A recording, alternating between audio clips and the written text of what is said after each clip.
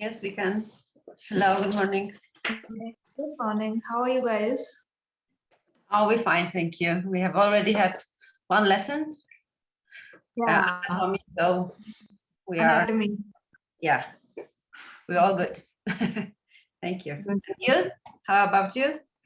I'm doing good. I'm doing good. Great. So let's begin because now you will have back-to-back classes from now. So let's begin today's session then. Keep the back and neck straight and sit comfortably on your mat. When you feel ready, just close your eyes.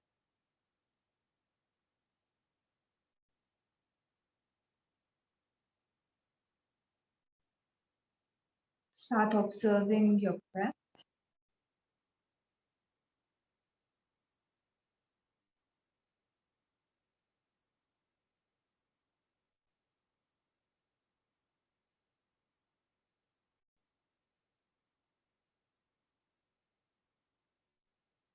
Just the natural flow of the breathing.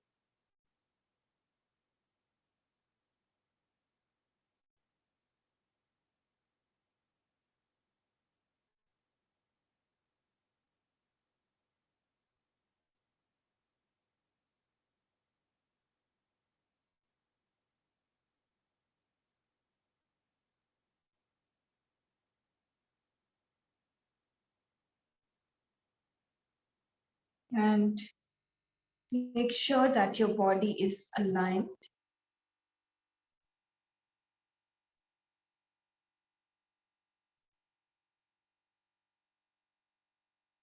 Slowly begin to deepen your breathing.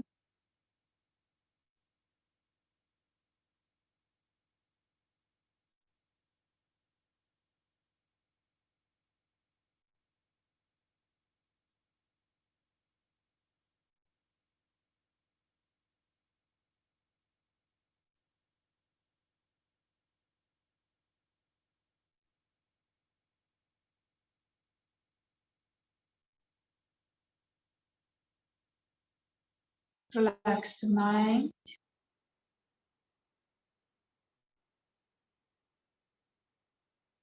Preparing for Om chanting.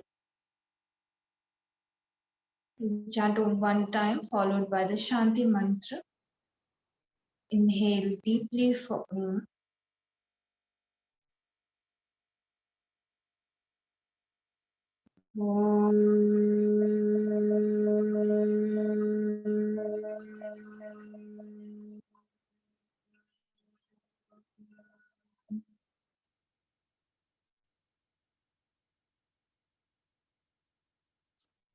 सर्वे भवन्तु सुखिनः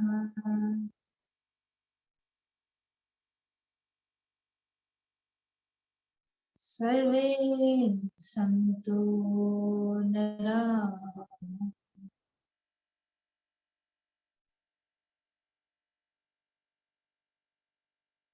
सर्वे भद्राणि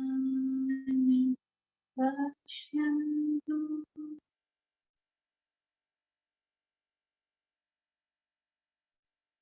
मा कश्चित् दुःखभाग्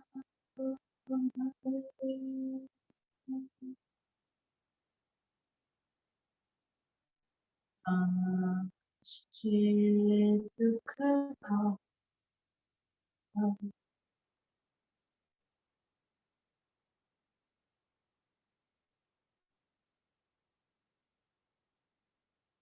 Inhale for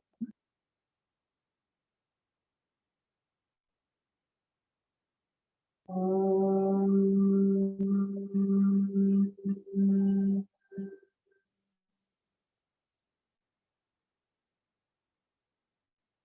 Shanti, Shanti, Shanti.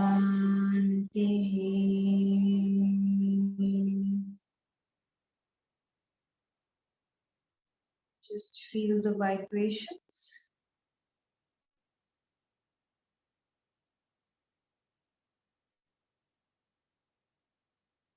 Join your palms together and up palms together.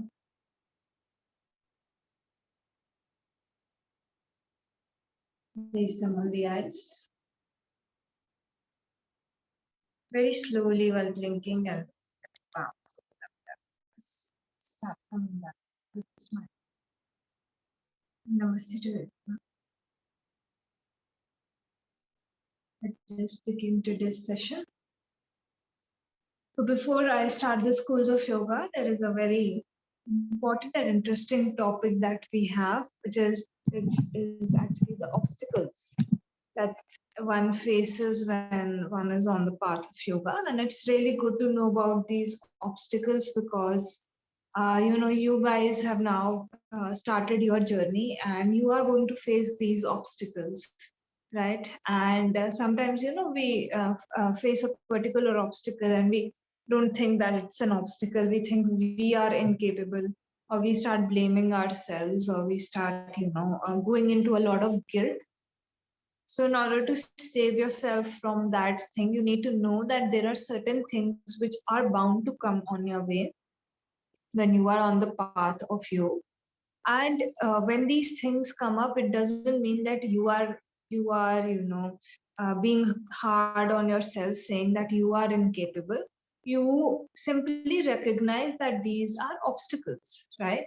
And as soon as this awareness comes in, then you will be able to immediately work on them, or you will be able to navigate through them, seeing them as obstacles and not as your own self or as your own incapability, because that is the trick of the mind. The mind triggers you and tricks you in that way, that you cannot do it, or you are not fit enough, right? Or it sends you into a guilt trip, time and now, that you are not doing what you are supposed to. So as soon as you recognize that, okay, this obstacle has come up, you will be able to see it as an obstacle, right? And then you will be able to move ahead in your journey, because then you will look at the ways in which you can navigate through that obstacle, right? And all of us face these obstacles in general also, not only on your yoga journey. Of course, sometimes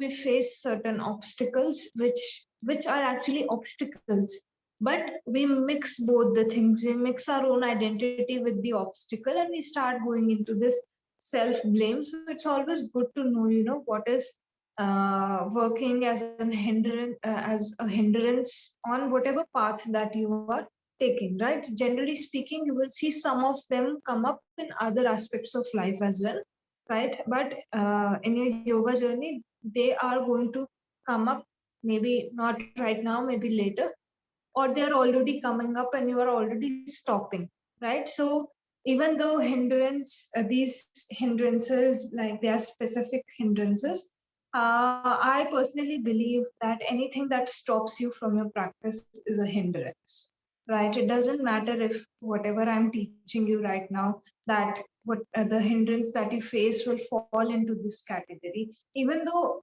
most likely it will. Patanjali ji has very beautifully covered all the aspects. But just in case you are unable to categorize it, or you think that it is not falling in any one of these categories, even then it can act as an obstacle, because anything that will stop you from your practice is an obstacle. Right? So this should be very clear in your mind, that anything that is stopping you is an obstacle. Doesn't necessarily mean that you can put a term on it. Okay. So Patanjali ji, in his first chapter itself, like he talks of the obstacles, right? So these are mentioned in the first chapter, and they are called by the name of Antaraya.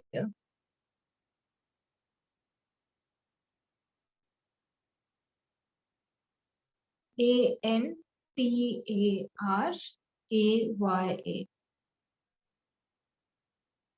Antaraya, this word literally means hindrance. Okay?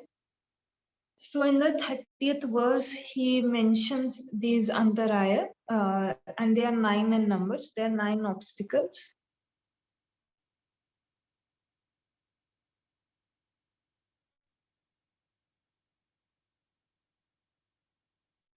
Right? And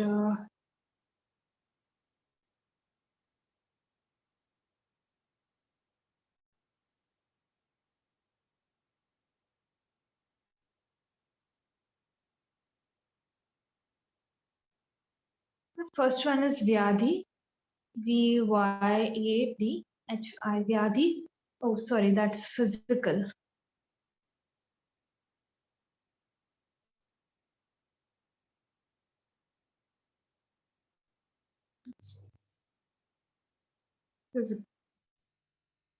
Physical disease. So Vyadhi, your first hindrance. So one thing is that Patanjali ji, when you read his text, you will also gain this understanding that everything that he has talked of, he has, mostly talked of the chit, something, some fluctuation being in the chit, the cause for all other problems, right? And even modern science is working towards this, like I told you that day when we were talking about thoughts, right? That comes up in the mind and then it shows up on the body also, right? So even Patanjali ji back then, when there was no scientific research done on this, he also said that if something exists in the chitta, there is some impurity that is existing in your mental field, then that impurity is going to show up in your like physical body, right? Which comes in the form of this vyadhi or physical disease, right? So there is some impurity that is present in the mental field, and that same impurity we see as a way of like it increasing its impact. It comes up from a more subtle state to a gross level where it causes some blockage in your body and converts into a physical disease, right? So physical disease is your first hindrance. Why? Because when the body is not giving your, is not supporting you, right? If the body does not support you, you will not be able to go and move ahead in your yoga practice. So let me just take a very common example for this. Suppose you are practicing asanas. I'm not even talking about something much more deep than or ahead than asana practice. Suppose you reach till asana and you are practicing asana, right? So now during asana, if you injure yourself, right? It does end up happening when we push ourselves too much, we see get an injury, right? So when you get that injury, will you be able to do more asanas? Sorry, you are getting blocked. I think maybe the internet is not enough. Maybe you will switch off the video because it's very important and interesting what you're saying, and we are only hearing. Can you hear me better now? Maybe now will be better. Thank you. Okay, great. Yeah. Thank you for letting me know that. I couldn't see that there is some issue. Okay. So first thing was the disease, physical disease. And that is what I was saying, that one thing is that Patanjali ji has also said this thing, that everything comes from a deeper level of impurity. So as a way of that same impurity manifesting more and more, it eventually shows up on the physical body. And when I was taking the example of asana. So suppose you injure yourself, right, doing asana practice, you end up pulling some muscle or getting some kind of injury. So you will not be able to show for asana practice the next day, right? Because you will give your body the time to heal, right? To recover from that particular injury, right? And be it any small injury also or big injury also, it's just a time difference that you will take to heal, right? Small injury will take shorter amount of time. If you have severe injury, you will go for like longer period of rest, right? But it is going to hamper your practice, right? So anything, any kind of injury or physical uh, disease that shows up, your entire attention is going to go towards that, and it is going to impact a practice as simple as asana also, as simple in the sense as easily asanas are more easy to practice than working on the breath or sitting for meditation, right? So you will never be able to, you will see people who have some kind of physical illness or ailment, their entire focus is on curing that thing, right? So they don't think about spirituality, right? Because their basic necessity their body is not supporting them right now. So it's something like that, you know, if your basic needs are not fulfilled, then you will not be able to move ahead and look at like other aspects of life, right? Your mind will consistently be stuck in that physical disease. You will observe this if somebody has some kind of chronic issue. If somebody in your life has some chronic issue, their entire energy is focused towards the healing of their body or towards that they are not well, right? And this as a result won't allow them to, one thing, look into a deeper picture, right? Even if they come into practices like yoga, they will come from a therapeutic point of view, not from a spiritual point of view, right? That where yoga is acting as a therapeutic practice to cure their illness, right? So they are still their mind is still, you know, engrossed in the physical, like whatever they can see and experience over there, only they are trying to put in all of that work, right? So this physical disease, this physical condition, it won't allow you to, you know, when Patanjali ji talked of these obstacles and hindrances, of course he talked from a point of view of meditation, right? Because for him, you know, even asana practice is stable and comfortable posture where you can sit for meditation. So when you look at the obstacle from that point of view, suppose you guys, when you sit for your meditation class, right? So you also, after a while, when you are sitting, you know, pain begins to come up, right? So when pain begins to come up, your teacher says that, okay, don't worry about it, just keep observing, it will pass, it will pass. But your entire attention is focused on that pain. So you're not able to go beyond the physical body. And as soon as you move your body, your pain goes away. So it's like the mind is creating that pain, because the mind knows that if pain is created, then you will stop your practice, right? It captures us very easily, the physical pain, right? So when your teacher says keep sitting, you are like, she doesn't understand anything, we are going through so much pain, right? But as soon as you move your body, that pain is gone, right? So it's mind's creation. And when that pain is there, you are unable to focus on your object, be it any mantra, be it, you know, your breath, your body, anything that you have to focus on. Keeping the focus on that object or moving the focus even through different body parts will become very difficult when you experience pain in a particular body part, right? So first obstacle is going to be disease or some form of physical suffering that you will see. So you have to be very aware that this is a form of physical suffering, it's a creation of the mind, right? And that if you stay with your object, if you stay with your practice in general, this is going to go away as a byproduct, not as the main focus, but as a byproduct of your practice, it's going to go away, right? Then second obstacle that we have is,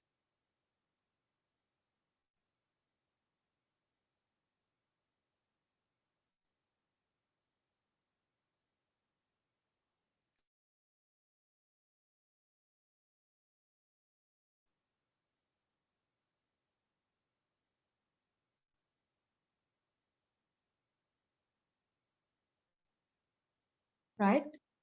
So when you look at this, I have written mental disease, but it is also seen as mental laziness also, right? So, you know, when somebody has some sort of mental disorder, right? Or you are having that mental laziness, you know, where you are just constantly being lazy about doing something and mind is only not allowing you, body is different. But mentally also you are just like, okay, suppose you have to make some decision, right? And you are just like, okay, I will postpone it, right? I will think about it tomorrow, right?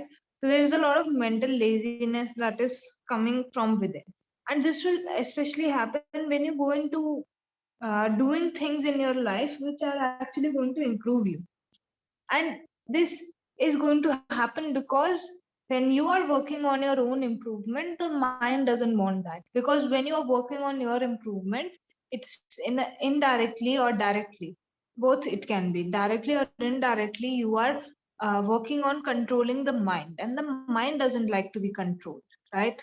And you have always trained it to, you know, wander away, not be where you want it to be, right? Instead of mind, you are not able to use the mind as a tool which will aid you.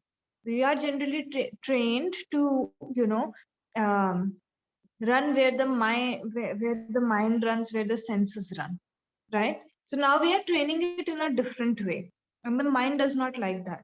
So we'll see a lot of laziness, lethargy come on a mental level. So mental level lethargy is much more prominent, even though it will show on your physical level also. So if you are being mentally lethargic about something, suppose even showing up on the mat and practicing, right? So when this thing happens, then you will see that you are not showing up on the mat. So it is reflecting somewhere on the physical level. But laziness is more in the mind than it is there in the body, right? So at that point of time, or if there is some form of mental disease, so another interpretation for this is the mental disease, right? If this thing is present, then again, like any other, like physical disease also, your mind will completely be focused on the mental disease that you have. Now every time you begin to do something, you will be like, you know what, I was diagnosed with this thing, I was diagnosed with depression, I cannot do this, I was diagnosed with anxiety, I cannot do this. So it is a mind's trick, again, to sway you from your practice, right? And even Osho has talked on this, and he said that, if you are going through some sort of mental ailment, then probably you should not begin with meditation at that point of time. He has uh, put another perspective into picture when it comes to this. Some people say that it is good to go for meditation. So Osho put a different side to this entire thing, and he said that if you have some kind of mental disease, then first work on curing that mental disease and then go into meditation, because the whole point of meditation is spiritual advancement and not a therapy. So these days, meditation is used as a tool and as a therapeutic practice. It is not so. It is a very spiritual practice. So he said that first cure yourself. Make yourself stable, like Hatha Yoga does, right? Working on the body, then on the breathing, and then on deeper levels, right? So when you have this kind of any sort of mental laziness or mental disease, you will see you are unable to practice, because mental laziness will not allow you to go for your practice only, right? And if you have some disease, your mind is going to consistently run away into that direction, and all the energy is going to go over there, right? So it will be very hard for you to advance spiritually. Then you will use meditation as a therapeutic tool more than what it is actually meant for, right? And when Patanjali ji also talked of this, his main aim was, again, meditation. Raj Yoga is all about exploring the mind, right? So third point that we have, third hindrance that you guys will find on your way. So next time when you feel that you are having physical pain during meditation class, so say it's an obstacle, let me observe it, and you will completely feel detached for only few seconds, but you will feel that sense of detachment from that pain. Same, if your mind is consistently worrying about something during meditation or running away, or you feel that you are being very lazy, you don't want to sit for meditation, again, just putting that recognition is going to help, right? uh, then third thing that we have,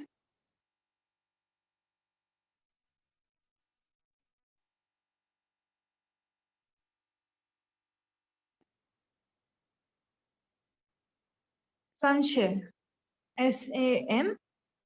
Samshey.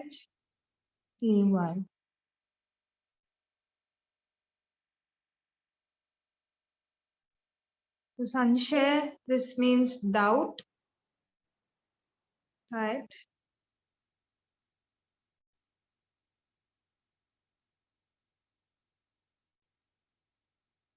And all of us know that, when I talked of thoughts also and what you believe in, right? So nothing has killed more, you know, dreams and aspirations than doubt has, right?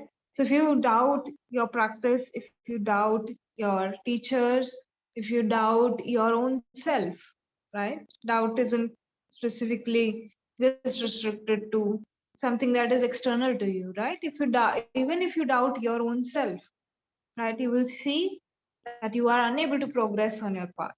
Yeah, and especially when it comes to yoga, in the future I will teach you about the different schools of yoga. And even though the beginning point is different, they all of them merge together. All of them, eventually begin to merge, right? So you will see that the faith and the belief is very important, right? So even though you will study about faith and belief more in the practices of bhakti yoga, but it is present in all sorts of practices that you do. If you believe something in your life, it will happen for you, it will come true for you, right? And if you keep doubting it and then keep practicing it, you will see very less results of that same thing, because doubt is a very big factor. And this is a very, as we move ahead in the obstacles, you will see advanced level student also faces obstacles. So these are like obstacles that we will face, like as beginners, we will have physical pain, or there's some problem or some laziness in the mind, right? Then this thing doubt will come up. So you are practicing, and one day, your teacher says something you don't believe in, so you start doubting the teacher, right? Or you don't believe in yourself, you doubt your own self. So even though you are very consistent in the classes, you are practicing with each and every class, you keep doubting, I won't be able to achieve this asana, or I won't be able to do this pranayam, or this meditation I cannot do. I am not made for this, right? So you're constantly doubting yourself at that point of time. You are much more capable than you think. The more you go into your practice, you will realize this thing about yourself, that your potential and your capability is actually very high, right? And you have to work on putting a lot of like self belief and confidence. You should have these things, you should be confident that you can do it. And when you really believe this thing deep within, then you will see it's just a matter of time, and you will be able to achieve that thing, right? So don't let doubt hamper your practice, right? And especially if you think that, okay, this is not going to, you know make me achieve this thing. Suppose you are working very hard on your yoga practice, and one point of time, you just lose interest at that point of time, and you are just like, maybe this won't be able to work on that thing. So no, it will be able to. It might just take more time than you have anticipated, right? So you have to be very your own self when it comes to especially self improvement practices, right? And yoga is a way of elevating yourself to move beyond all the suffering. So it is like one of the most, powerful self development processes that is out there, right? So you have to be very, very patient, right? uh, then next one is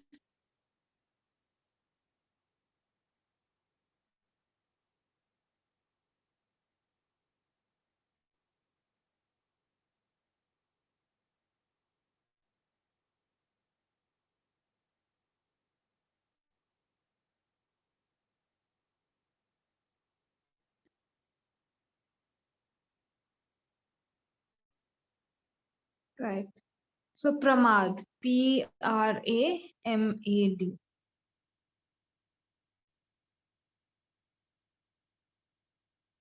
right? Pramad or negligence. Now we have all been there, right?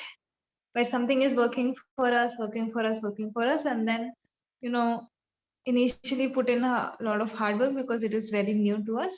And then, we start finding things which are very common in those things, right? So we find loopholes where we can be more negligent, just as a way of, um, trying to avoid some long process. And especially if you have been in some practice for a very long period of time, you will understand that, okay, this thing can be avoided, right?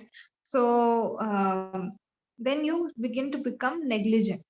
So very common example of this thing is you will see generally people who, undergo some sort of mental issues. So they start taking their medication, and after a while, what happens, they start feeling better because the medication is supposed to do that, right? It's supposed to make you feel better. And as the patient begins to feel better, they leave their medication, right? So this show this negligence, right? Because now they think that they are feeling much better and the purpose is served. But that is not the case, right? You're just feeling better momentarily, and you neglect. At that point of time, you go into this negligence where you're just say, okay, now I can maybe skip one day and then still retain all of those benefits, right? So this is not correct approach, right? Your practice has to be consistent and continuous, and you have to show a lot of patience with your own self when it comes to yoga practices, especially to be very, very patient, right? And if you go into the state of negligence in the practices, right, you might end up injuring yourself, you might end up injuring someone else, right? You might end up leaving your practice altogether because of course it is good to have cheat days, but when we have cheat days, this thing happens where suppose you have one cheat day, right? And then the other day you will have to gain more willpower, right? You will have to have more willpower to get up and begin your practice again, right? So what happens is we take one cheat day and then it turns into 7 cheat days, and then it turns into an entire month of cheat days, right? And we're never able to get back on our practice. So this acts as a source of negligence, which will take you away from your practice, right? So be very aware. Whenever you are even taking cheat days, decide this day in the month, this is going to be my cheat day.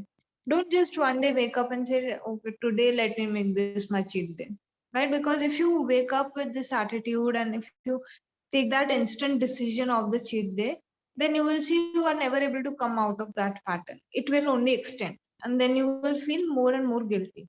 So already, if you know it is your tendency to take cheat days, right? If you want to have those kind of intervals in between, right? So just make sure that you are pre-deciding those things. So suppose set a day, right? In the entire week you are just say, okay, Sunday. For most people Sunday is off, right? So Sunday is going to be that day for me. So that day, I'm just going to relax. I'm not going to do this, I'm not going to do that I generally do in my routine, right? And it's okay to have that kind of day.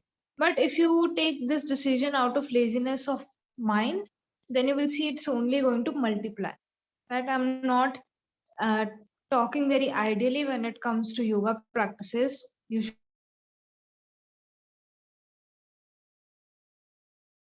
sharing this thing. Whenever I have taken a cheat day just out of mental laziness or I did not want to wake up, it ended up getting prolonged. And other times when I decided, when I have to take an off day, it was pre-decided in my mind.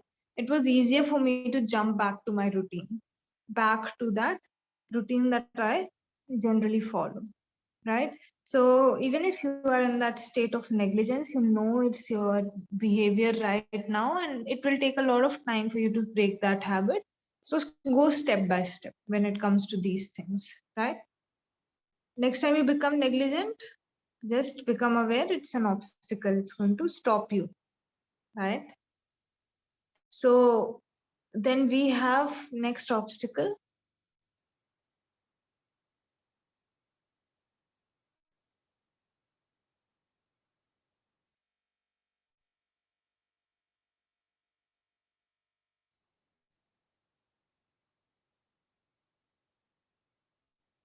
Alasya or laziness. ALASYA.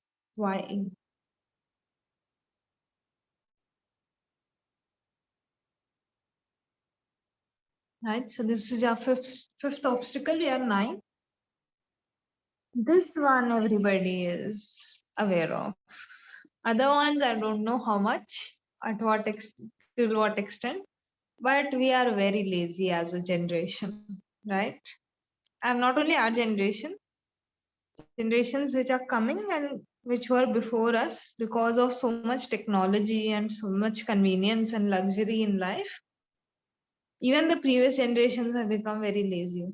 When you know Amazon can deliver in one day, why go for waiting for 3 days, 5 days, right? It's something like that. When you know your laziness can be supported more and more, then why not? Right? If you are served breakfast in bed, why not? Right? So we have all had those days where we wake up in the morning, and especially over here, in India, winters are coming, right? So wake up in the morning and your alarm goes off and you put it on snooze again and again because you're feeling very, very lazy, right? And during winters, we feel very, very lazy, right? We don't want to get out of bed. We don't want to, go and bathe. All of these things are put to one side, and you're just like, just give me breakfast in bed, right? And let my day pass by, right? This is going to become a very, very big obstacle. And the difference between Styan and Alasya, right, is that you will see Styan more on mental level, right?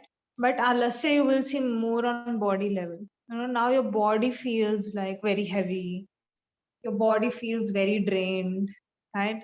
And you are just like, if you wake up and do 3 Surya Namaskars, you will be up like anything, right?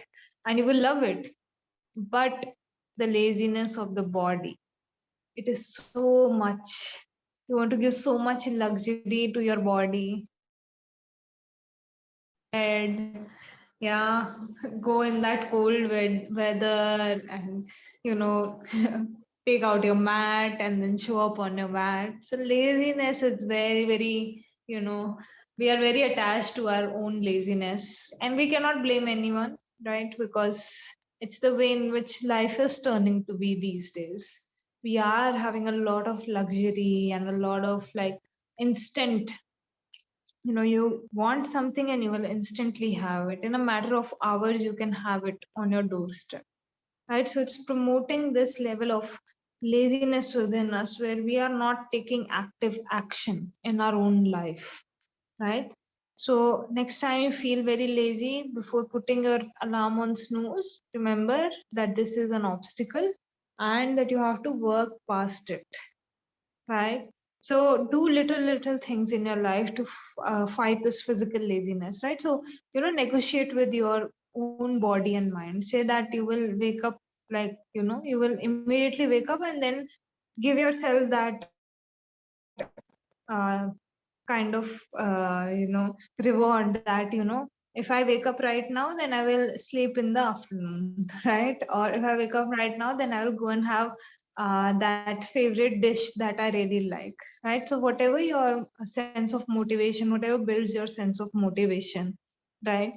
You can cue that in to negotiate with your own mind and body that right now you will do all the practices that you're supposed to do, and later on you will place some reward at the end, right? And eventually your mind will start getting trained in that way, that okay, now if I do this, then I will get the other thing, right? So your mind will get that push, right? Your body will get that push to get up and do that particular thing, right? So now you will see that more deep and deep, kind of obstacles are coming in, right?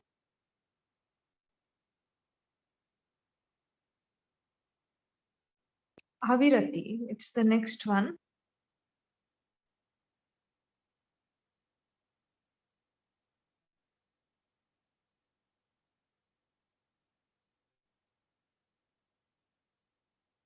Avirati, Avirati. Attachment to sense objects. now you have, moved past the first five. Suppose someday you just make up your mind very determined, right? I'm not going to doubt anything. I'm not going to be that lazy. If pain comes up, okay, I will sit, I will try to observe, I will not be negligent, right? So you're fighting all of those off. So when a person goes deep into meditation, right, they realize that the world is trying to pull you out, right? The world is trying to take your attention outside, because there is this sense of attachment that you will see to all the objects around, right? A very big sense of attachment comes up. So the word rati, R-A-T-I, this means attachment, right? And vi, just before that, this means, this is like negation. This is a word used for negation. So virati means that you are in a state of vairagya or detachment. But then there is another negation that is added to this, which is a. And we put some a in front of a word, then again it is negating, right? So now you are negating the vairagya or detachment. Avirati is attachment, means attachment to the sense objects. And it is very difficult to leave the sense objects, If you are a foodie, you will know this thing, right? It's very difficult to leave the taste of the tongue, right? If you are a big fan of movies and all of these things, you will know that it's very hard to disengage from the sense of sight, right? You are practically, just glued to those things. You are very attached to those things. So when you sit for meditation and you don't get to do them, or your food is restricted, your TV times are restricted, right? Netflix times are restricted, or you don't get them all together, it is very, very hard for you to, leave these behind. And the more you go into meditation, the more you'll realize you are attached, how much you are attached to the sense objects. And the day you into those sense objects, you will leave your meditation, right? So you have to be very aware that all the sense objects that you encounter, they are going to act as obstacles. At one point or another, they are going to become obstacles for you. So you have to become aware when they are becoming obstacles, right? You have to generate this depth of awareness. And avirati you will be able to realize only when you go for deeper meditation, right? So if you have heard of vipassana, right, it's a 10-day retreat where you are cut off from the entire world. They take your phone, they take everything, they don't allow you to read even, and full day you are doing meditation, right? So when you go into that depth of meditation and you're not allowed to talk, right? So 10 days not talking to family, but not even talking to people who are over there, right? So when you go into such deep process, you realize how much attachment you have to whatever you like to eat, whoever you like to talk to, whatever you like to read. All of these things, they only show up when you are going into a deeper state. Because before that, you will have everything around you. You will have that convenience around you that you can gain access to those things. But when you go for a deeper level of meditation, you will realize how much attachment is there, you know, how much attachment you have towards the things you thought they were just a part of your life and you just passed them by like that only, right? You took the food for granted, you took the clothing for granted, you took so many things for granted. Then you realize how badly you are attached to them, right? So you have to be aware, right? That's the only way to come out of this kind of uh, obstacle. Your sense of awareness needs to be very, very high and deep, right? So after avirati we have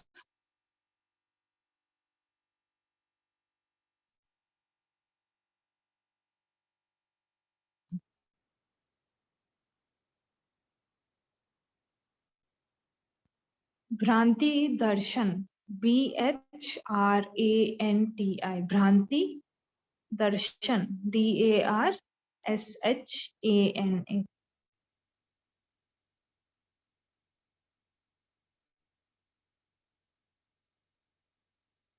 Right. So, when you would have heard of meditation or yoga, you would have come with certain images in your mind, right?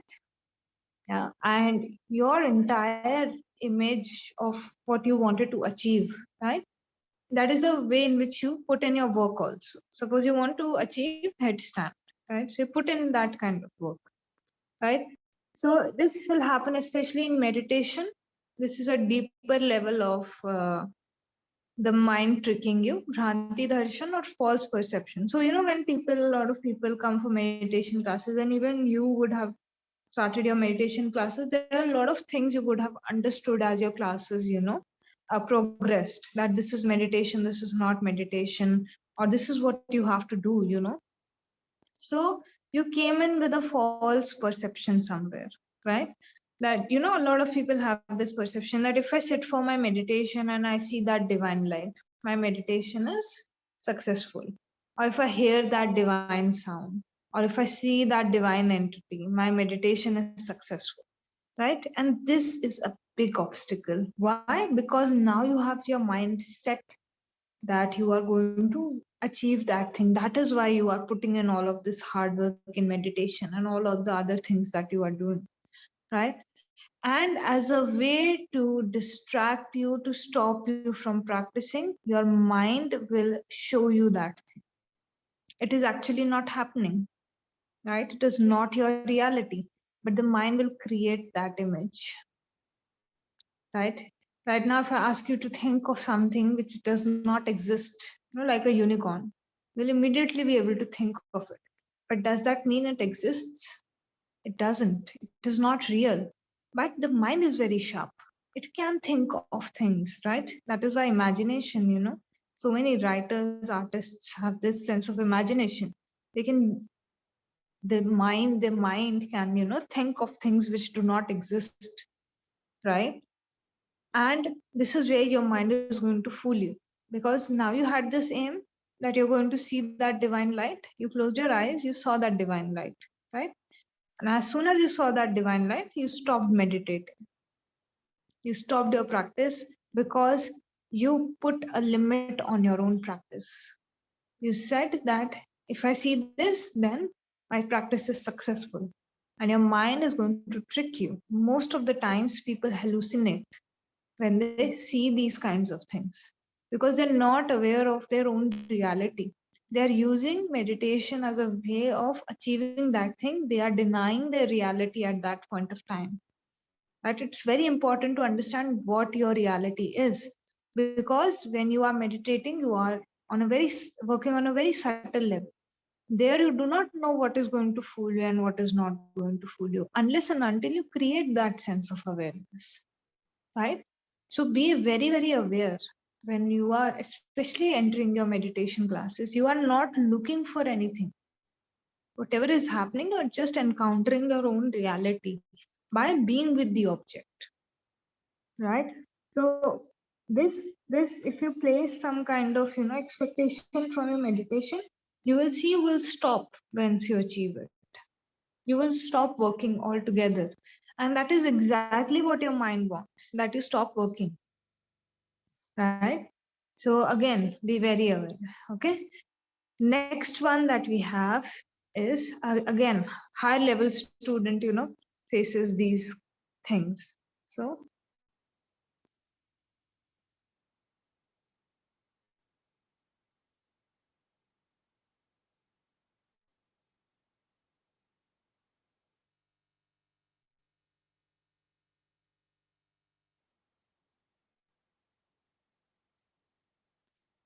Alabdh Bhumi Katva, right? Very long word, it's a mouthful.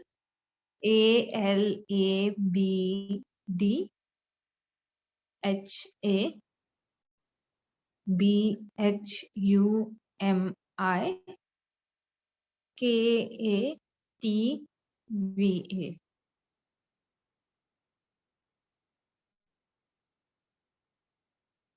right? So high level student, they are practicing, they are practicing for years, right? And still because of some past karma, some, you know, uh, past thing, that they are unable to reach the stage of samadhi. They are putting in all the effort and they are practicing quite ideally, right? Their practice is ideal, basically, right?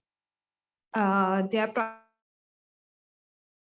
able to um, attain the state of samadhi, and this happens because, you know, I'm not going against any belief system over here, but some you know, if even if you don't believe in past lives, because of some reason or the other, something is not allowing you to move forward, basically. And if you believe in past lives, then because of some previous karma that you did in this lifetime, it has become more difficult for you to reach the stage of samadhi. So at that point of time, you know, you get stuck. And when you get stuck at this point where you are putting in so much work and effort, and for years and years you are doing that, and still you are unable to reach the stage of samadhi, it disheartens the student, right? So right now, if you are putting in effort to achieve headstand every day, and you know, so many times you have given it so much time, still you are unable to achieve it, so it will dishearten you somewhere, wouldn't it? So same way, you know, when the practitioner, you know, has this, you know, understanding in the mind that samadhi is a natural state that you will go into, you know, but they are unable to achieve it. For some people it becomes a very big trigger point and they are unable to move past this, so they give up on their practice because they are unable to achieve the point of samadhi. So it's very important not to give up at this point of time. Just keep working patiently and trusting your process. Again, trust in the process is very important. It is tested at this stage a lot, right? And last one is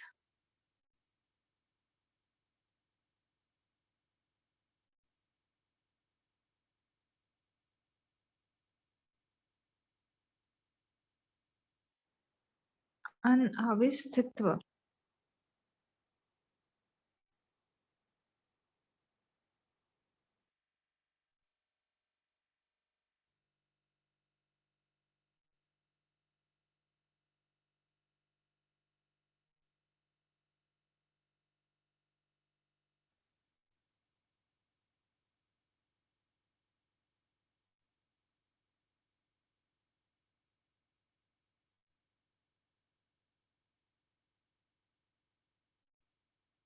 Right. So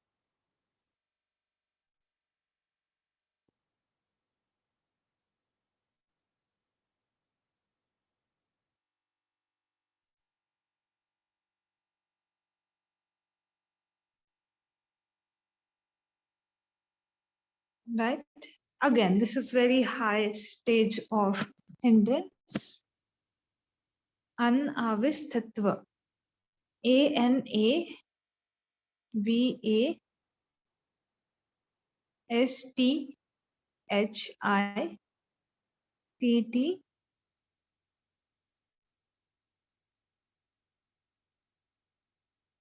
Sorry, Sthittva.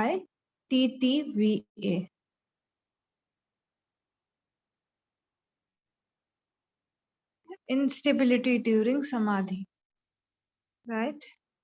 So first one is unable to attain samadhi because of some past karma or some blockage that they are facing. This one, they are able to attain samadhi, but they are unable to prolong their period in samadhi, in the state of samadhi. So now you are able to achieve a particular state, but you are unable to, you know, stay in that state for a long period of time. And this also clears off with time only, right? So you have to be very patient, you have to be very you know, your belief has to be very strong, and this is only faced by a very advanced level student. As you can see, this state where the student is able to, you know, achieve the state of samadhi but unable to stay in that state for a very long period of time. So again, it will act as a very big source of discouragement. The student can get discouraged if they do not show patience with themselves. They will leave their practice altogether at this stage, because you are working for such a long period of time, and then you are seeing this thing happen to you, right? Then you are seeing this thing where you are unable to achieve, right, that stability in the state of samadhi. So you need to understand that it is because of some past thing, right? And it will clear off. The more you practice, it is going to eventually clear off, right? So you have to maintain that level of faith, and you will see you are able to navigate through all these obstacles. But for a beginner, you will only see beginning ones that I have mentioned. Few of them you will see in your day-to-day life show up. So become very aware, right? It is an obstacle, and then you will be able to jump out of that thing, right? So if there are any doubts, I will take them in next class because your time is already up, right? So I will see all of you in your pranayam class, right? So Om Shanti to everyone. Take care and bye-bye. Shanti, thank you for the interesting lecture. Om Shanti. Om Shanti.